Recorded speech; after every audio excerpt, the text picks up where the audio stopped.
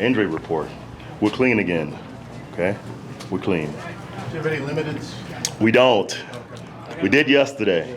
My mistake. Everyone's full. Thank you. Sorry about yesterday. Questions? Last year, a good start with same setup.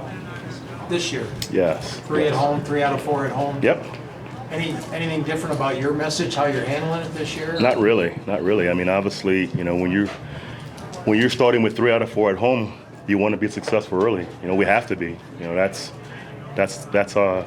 part of schedule making. So, but our focus is really only on Sunday. So we'll deal with next week.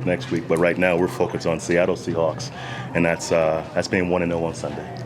It sounds like Shaq Griffin's going to start there at linebacker for them. Obviously a good story, but able to take advantage of that, a rookie starting for the first time. It's a great story.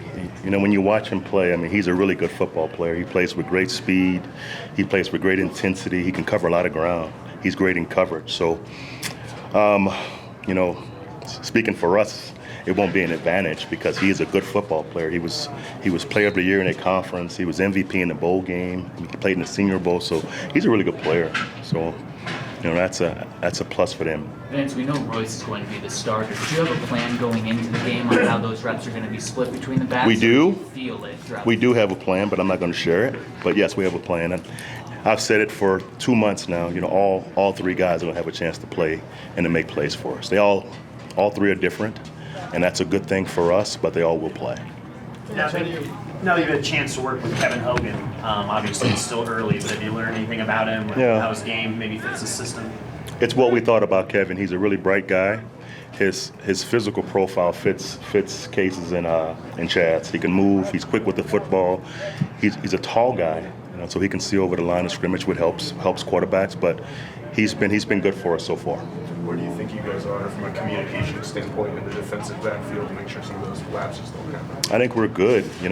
That's an ongoing process. Obviously, every game plan changes, so you have to work on your communication every week. But as far as what we do with our base and our sub packages, I think we're in pretty good shape. We got two returning safeties, and we have experienced corners. So all those guys have played in this system. So far, so good. From what you've seen of Bradley Chubb and Shane Ray, are you confident maybe you'll create a better matchups for Vaughn if they can't kind of just go lean, tilt everything to him based on what you've seen the last 4 or 5 weeks? That's the hope. We hope we get more fair protections, and Vaughn's still going to get chipped, and early on they're going to obviously test Bradley if he can win one-on-ones away from Vaughn. If he does that, then we'll get more fair protections. But most teams are going to still turn to Vaughn and chip Vaughn. If they don't, he's going to take over the game.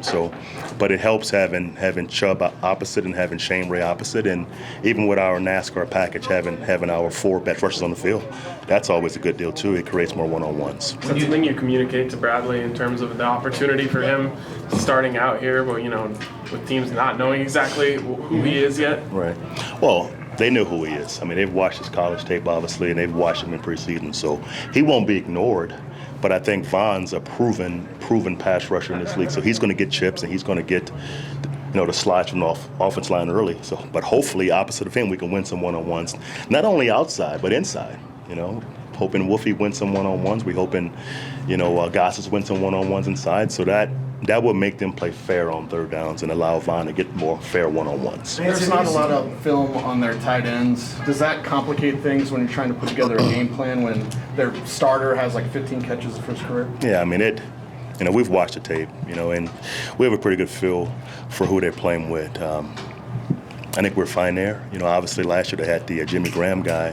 When it's a difference maker like that, you have to have a true plan to stop those guys. But these are really 3 very good, solid tight ends. So that won't change our mindset as far as having a plan to stop those guys. But we've got plenty of evidence on film that we've seen him play. Vince, have you seen any change from Garrett Bowles just from a personality standpoint? He seems much more comfortable and loose. Yeah. I don't know. I mean, he's going into his second year, and guys do change and grow up. So hopefully he's maturing as we speak, and hopefully he plays good ball for us. But he's played a full season at tackle, and he survived. and that's hard to do for rookies. So I'm assuming he's going to play better for us this year. What sort of challenge do you expect from their running backs and Petty and Carson? Petty's just coming back from that injury. They're both big backs, and you watch Carson run. I mean, he runs violently. He breaks a lot of tackles. So we've definitely got to fit the run game tight and gang tackle these backs. And I've seen Penny up close in the Senior Bowl. I mean, he made a huge play on us in the Senior Bowl. He's a guy that everyone loved in the draft process. He's a big guy with long speed. He can catch the football. He's a game changer as far as long speed. So it's going to be a challenge, to stop their entire offense, but they have two good young runners, and I know Coach Pete.